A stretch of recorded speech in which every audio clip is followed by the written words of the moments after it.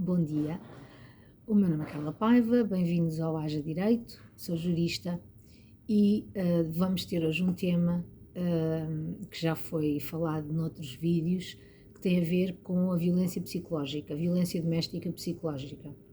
Este vídeo vai surgir porque algumas pessoas contactaram-me no sentido de perceber o que era a violência psicológica.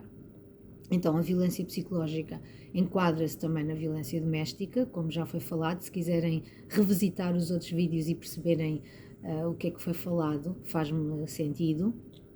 E dizer que a violência psicológica existe não só em contexto conjugal, mas noutro tipo de contextos, por exemplo, laboral, etc. No caso, eu vou enquadrar na violência doméstica e, portanto, é nesse contexto que vou aqui falar.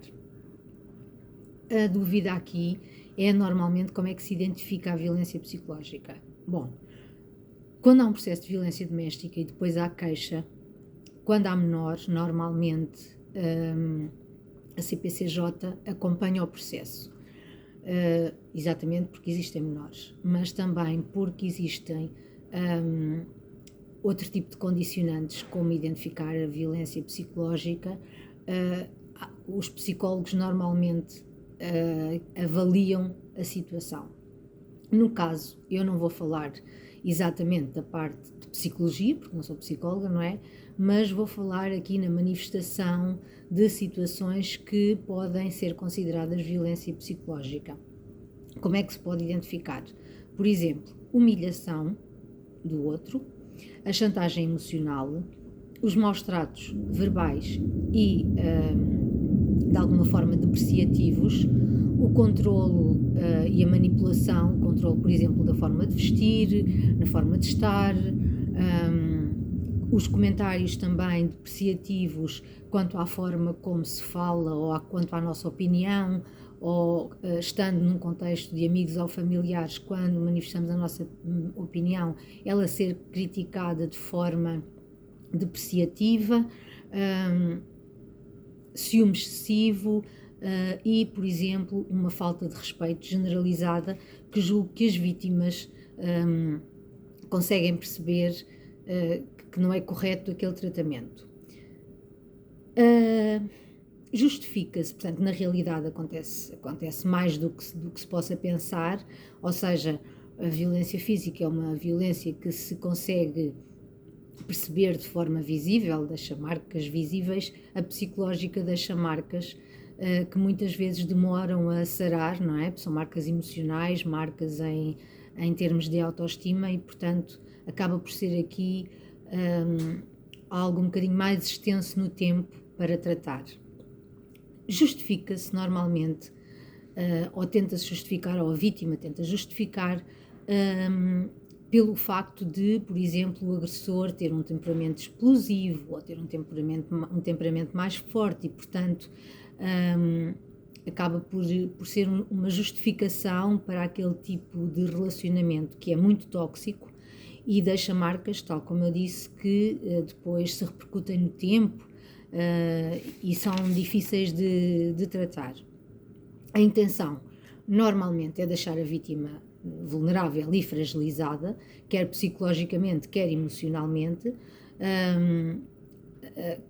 Por exemplo, nas relações conjugais, há o objetivo de deixar a vítima mais dependente do cônjuge, sendo que deixar claro que o ciúme não é indicativo de que se gosta, é indicativo de que se quer ter o controle sobre a pessoa e manipular a pessoa por forma, ou até o excesso de zelo, por exemplo, em relação à forma como o outro se veste, se o decote é maior ou menor, se a saia é mais curta ou menos curta, se as calças são mais ou menos apertadas, esse tipo de comentários.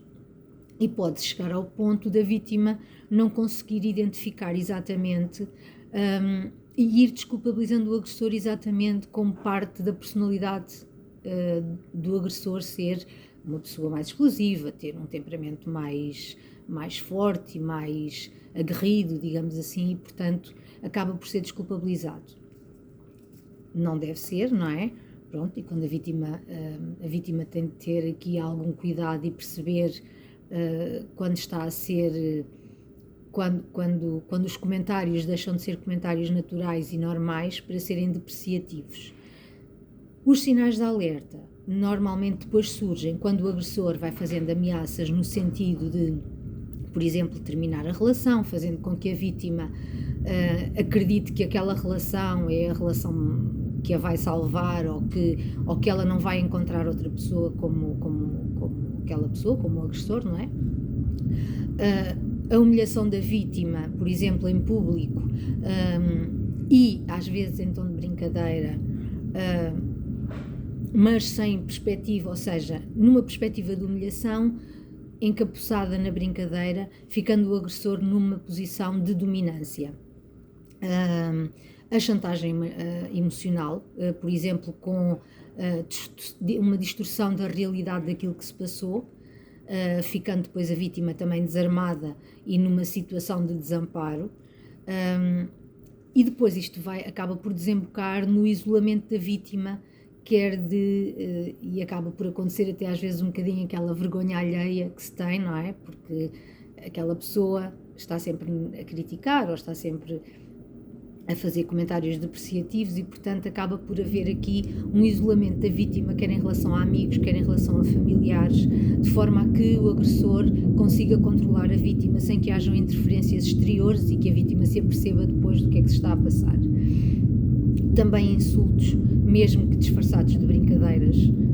As brincadeiras não passam por insultar as outras pessoas, porque depois isso mexe também com a autoestima, fazendo com que a vítima acredite que sem o agressor não é ninguém, portanto, tudo isto que mexa com a liberdade pessoal da vítima acaba por ser violência psicológica.